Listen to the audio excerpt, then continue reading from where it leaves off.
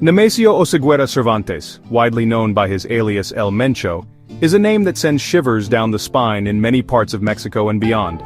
He is the undisputed founder and leader of the Cartel de Jalisco Nueva Generación, or CJN as it is commonly called. This organization, under his brutal and astute leadership, has grown to become one of the most powerful and feared criminal enterprises not just in Mexico, but globally. El Mencho's story is a stark illustration of how an individual can rise from relative obscurity to challenge the state itself. His influence in the ongoing drug wars is immense, shaping the landscape of organized crime with a chilling efficiency that has left a trail of blood and terror. He remains to this day a shadowy figure, rarely seen but always felt. El Mencho's journey into the dark underbelly of crime began in the sun-baked lands of Tierra Caliente, Michoacán, a region notorious for its violence and lawlessness. Like many young men from such impoverished areas, the lure of quick money through illicit means proved too strong to resist. His criminal career wasn't confined to Mexico in its nascent stages. He ventured into the United States in the 1990s, where he was involved in drug trafficking. This early brush with international crime saw him convicted in 1994 for conspiracy to distribute heroin, leading to a 3-year prison sentence. Upon his release and subsequent deportation, El Mencho returned to Mexico, where he surprisingly served as a police officer for a time, before fully committing to the cartel life by joining the Milenio Cartel, a move that would set the stage for his meteoric rise. The year 2010 marked a pivotal moment in El Mencho's criminal trajectory.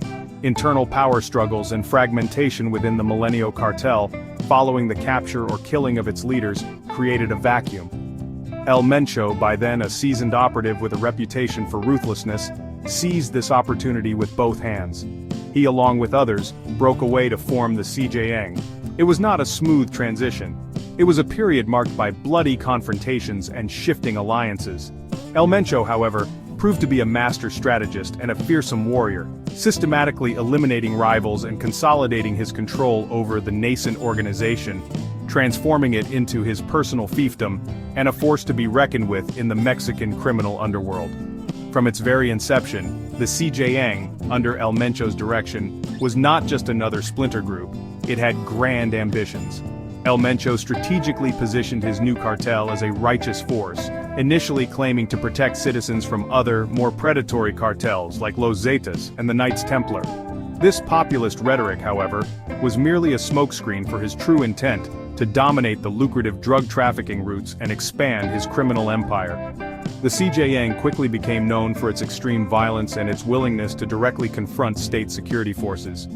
This aggressive posture helped El Mencho carve out significant territory and establish the CJN as a dominant player, changing the dynamics of Mexico's brutal drug war in a very significant way. His early moves laid the foundation for a reign of terror that continues to plague the nation.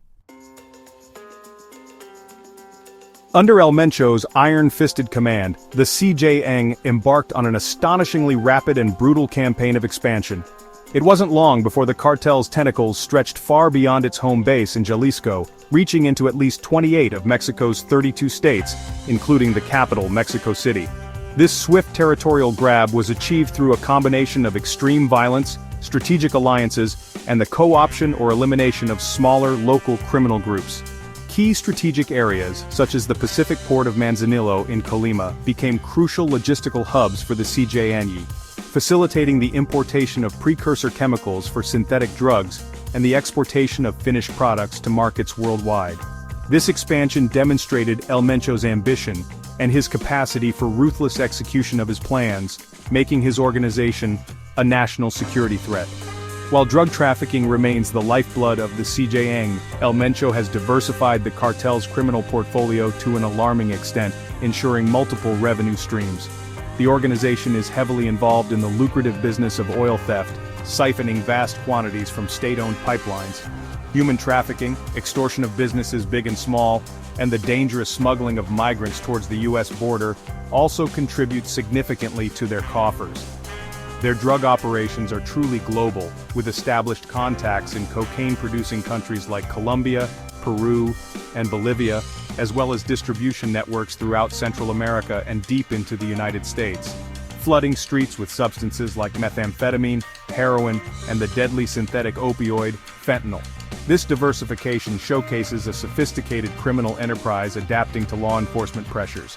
The name El Mencho and the CJNG are synonymous with some of the most shocking acts of violence Mexico has witnessed in recent years. Their audacity knows few bounds, exemplified by the brazen downing of a Mexican military helicopter using a rocket-propelled grenade in 2015, a direct challenge to the state's authority. The cartel is also believed to have ordered the assassinations of numerous high-profile public officials and politicians who dared to stand in their way or refuse to cooperate, including figures like Jalisco's tourism secretary, Jesus Gallegos Alvarez in 2013, and Congressman Gabriel Gomez Michel in 2014. This calculated use of extreme violence serves not only to eliminate obstacles, but also to send a chilling message to anyone considering defiance. The CJNG, under El Mencho's guidance, employs highly sophisticated and militaristic tactics in its operations, often outgunning local police forces.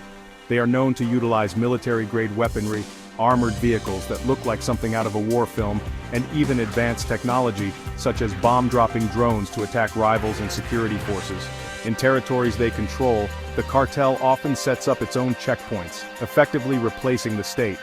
These tactics, coupled with their reputation for merciless brutality, instill a profound sense of fear in both the civilian population and their adversaries. This climate of terror allows the CJNG to operate with a significant degree of impunity in many regions, further cementing El Mencho's status as a formidable and elusive enemy of the state. Despite being one of the most wanted men on the planet, with both Mexican and U.S. authorities dedicating enormous resources to his capture, El Mencho has consistently managed to evade them. His ability to remain at large is almost legendary, a testament to his cunning, his deep network of informants, and the impenetrable wall of loyalty, or perhaps fear, that surrounds him. The U.S. State Department has progressively increased the reward for information leading to his arrest, with the figure reaching a staggering $15 million in December 2024. This huge sum underscores the importance placed on his capture, yet El Mencho continues to operate from the shadows, presumably from his stronghold in the rural, mountainous regions of southern Jalisco, always one step ahead of the law. A significant factor in the CJNG's resilience and El Mencho's enduring power is the deep involvement of his family members in the cartel's intricate operations.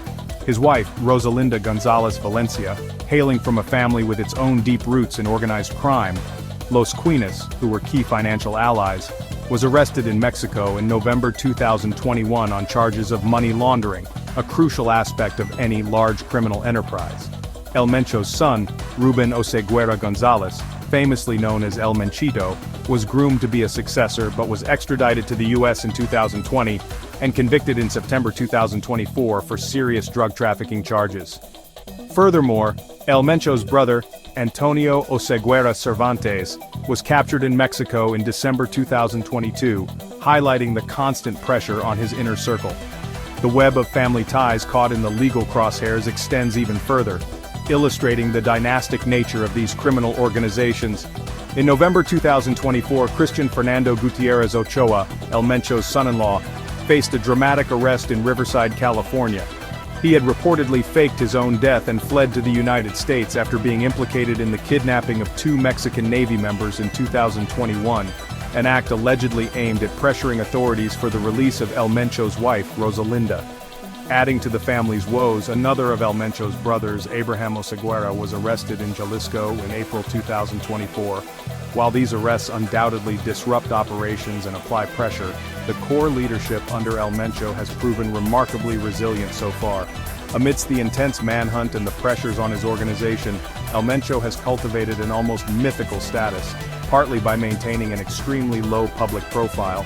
Very few recent photographs of him exist, adding to his mystique. For years, rumors have circulated about his declining health, with persistent reports suggesting he suffers from severe kidney problems. There were even unconfirmed reports in 2020 that a specialized medical center had been constructed for his exclusive use in a remote rural area of Jalisco.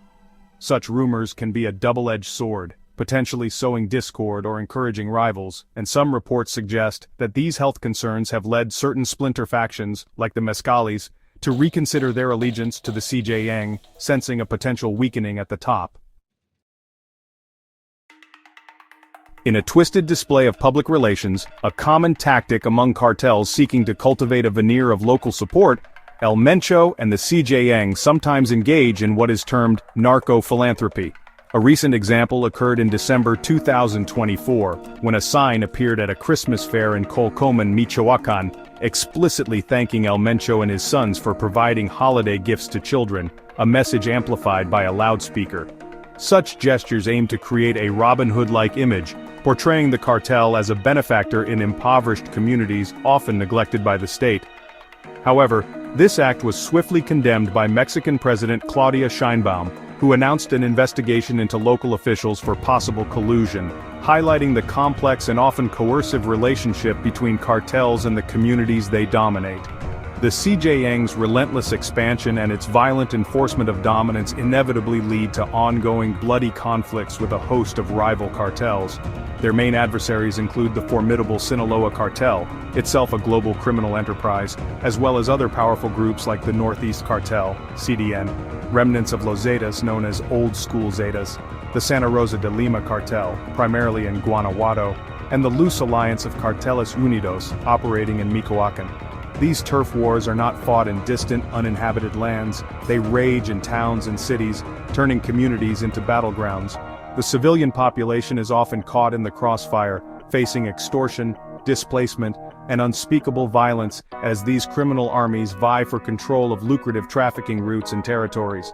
The sheer scale and brutality of CJang's operations have made El Mencho a prime target for international law enforcement agencies, particularly in the United States.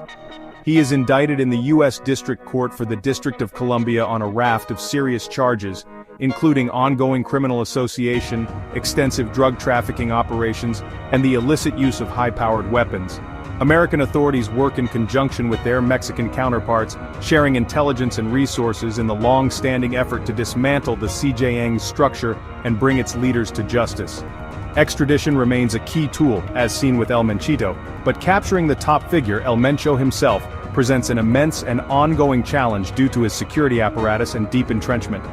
As of today, May 31, 2025, Nemesio El Mencho Oseguera Cervantes remains a fugitive, one of the most elusive and powerful cartel kingpins in the world. Despite the immense pressure from multiple governments, the arrests of key family members, and persistent rumors about his health, his grip on the CJang appears largely intact. The cartel continues its reign of violence and its vast drug trafficking operations, posing a significant threat to regional stability and international security.